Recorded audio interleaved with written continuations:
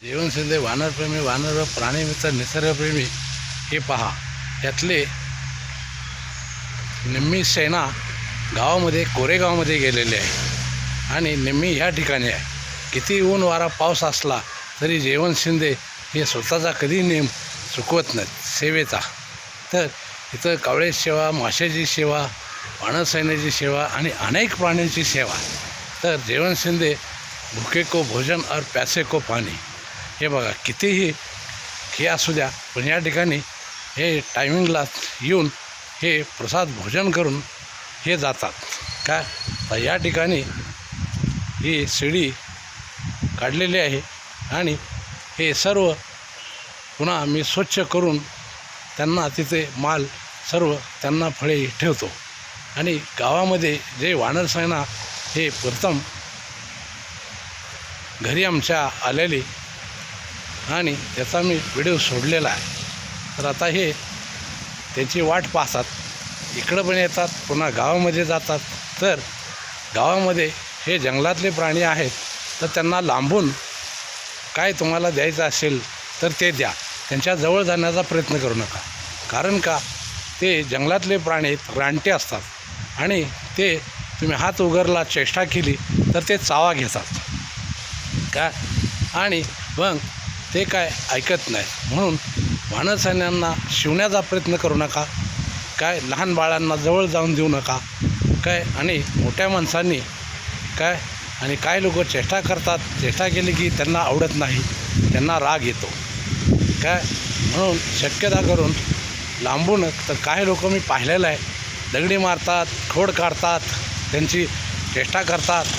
असे वानरसेना स्वतःहून कधीही चावत नाही कुणालाही, कारण का मानव प्राण्यांना मी पाहिलेलं आहे काय, चेष्टा करतात, खोड काढतात, काहीतरी टाकतात, टाईमपास म्हणून देतात काय.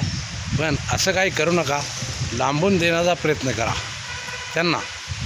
तर म्हणजे काय, कारण का जंगलातले प्राणी हे रानटे असतात, हे भेट नाहीत, हे ऐकत नाहीत. तुम्ही त्याच्यावर जितका रागोराग करताल, हात उगारताल, तेवढा त्यांना राग येतो. ह्या जगामध्ये वानरसैन्यावर कुणालाही अधिकार नाही हात उगारण्याचा, चेष्टा करण्याचा. का तर वानरसेनाचा इतिहास हा वेगळा आहे.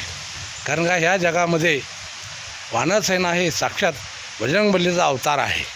आणि हा भले भले अजून विद्वान लोकांना पण यांचा मार्ग कळलेला नाही. म्हणून शक्यता करून गावामध्ये जे वानरसेना आता हे शिरलेले आहे, यांचं घर इथलं झाड पडलेलं आहे.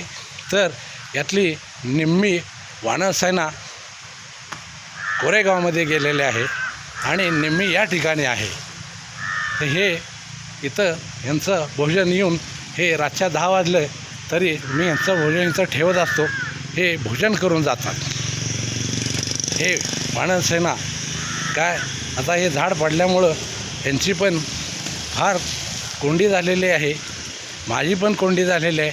मला पण फार त्रास होतो या ठिकाणी काय, कारण का हे यांचं झाड म्हणजे हे दैवी झाड, हे वडाचं झाड हे घर होतं काय. तर जीवन शिंदे 1997 सालपासून ही सेवा सर्व प्राणीमात्रांची सेवा करत आलेली आहेत.